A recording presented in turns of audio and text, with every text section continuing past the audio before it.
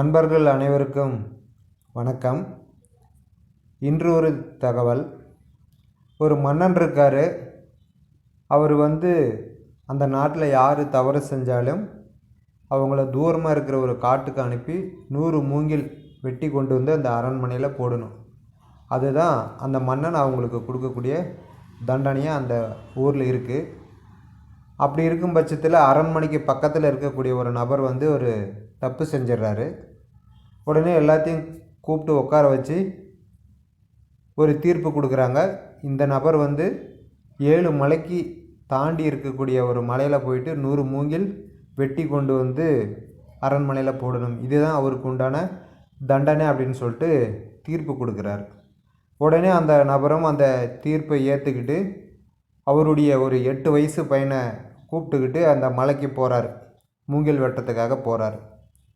அப்படி போகும் வழியில் அந்த பையன் அவங்க அப்பா கிட்ட நிறைய கேள்வி கேட்குறான்.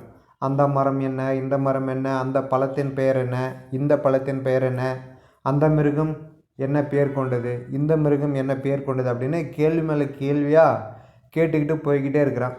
அவரும் சலிக்காமல் பதில் சொல்லிக்கிட்டு போயிட்டே இருக்கிறாரு. ஒரு வழியாக மூங்கில் வெட்டக்கூடிய இடத்துக்கு போயிட்டாங்க.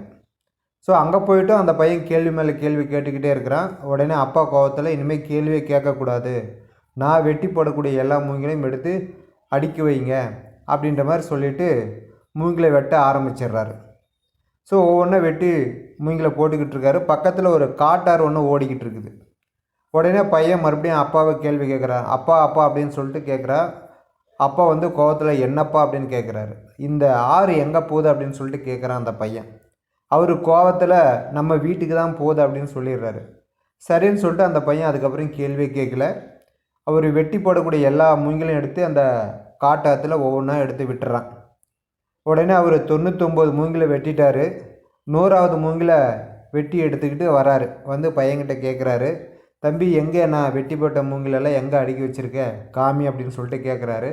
உடனே அந்த பையன் சொல்கிறான், இந்நேரம் அந்த மூங்கிலெல்லாம் நம்ம வீட்டுக்கே போய் சேர்ந்துருக்கும்பா அப்படின்னு சொல்லிட்டு சொல்கிறான். உடனே அப்பா என்னப்பா சொல்கிறேன்னு கேட்குறாரு.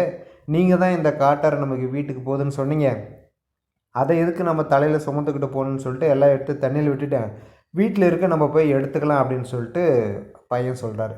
உடனே ஒரு கோபத்தில் அந்த பையனை தூக்கி தோள் மேலே வச்சுக்கிட்டு வீட்டை நோக்கி நடக்க ஆரம்பிச்சிடுறாரு புலம்பிக்கிட்டே.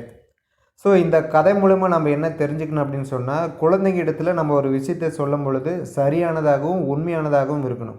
நம்ம கோபத்தில் கடமைக்காக ஏதாவது ஒன்று செஞ்சோம் அப்படின்னா அதை குழந்தை பசங்க சரியாக புரிஞ்சுப்பாங்க. இதுதான் சொல்கிறது கரெக்டு போல இருக்குன்னு அதையே செய்ய ஆரம்பிச்சிருவாங்க.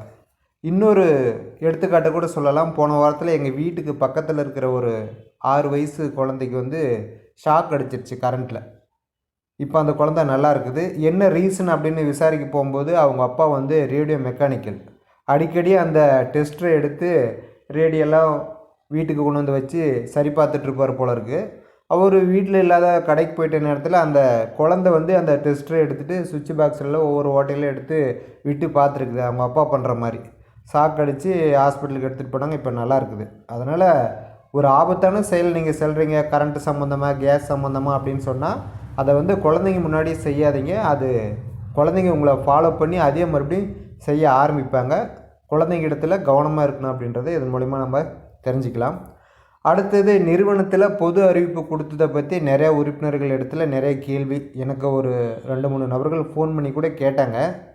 நிறுவனம் இந்த பொது அறிவிப்பை கொடுத்ததுக்கான காரணமாக அவங்க என்ன சொல்கிறாங்கன்னா, நிறுவனத்தை பற்றி மக்கள் நினைக்கவே கூடாது, மறந்து போகட்டும் அப்படின்றதுக்காக இந்த செயலை செஞ்சுருக்கிறாங்க அப்படின்ற மாதிரி ஒரு சில நபர்கள் சொன்னாங்க.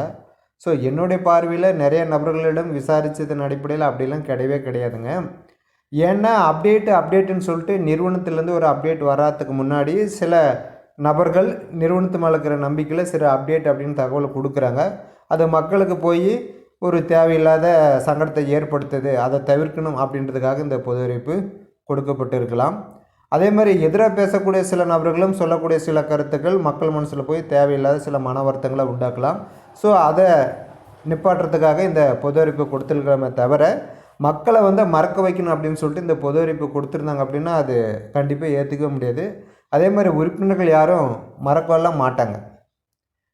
சோசியல் மீடியாவில் பேசக்கூடிய யூடியூபர் அல்லது எதிராக பேசக்கூடிய நண்பர்களை வேணால் ஸ்டாப் பண்ணி வைக்கலாமே தவிர உறுப்பினர்களை நம்ம பேசாதீங்க அப்படின்னு சொல்லிட்டு பொது அறிவிப்பு கொடுத்து கண்டிப்பாக ஸ்டாப் பண்ணவே முடியாது.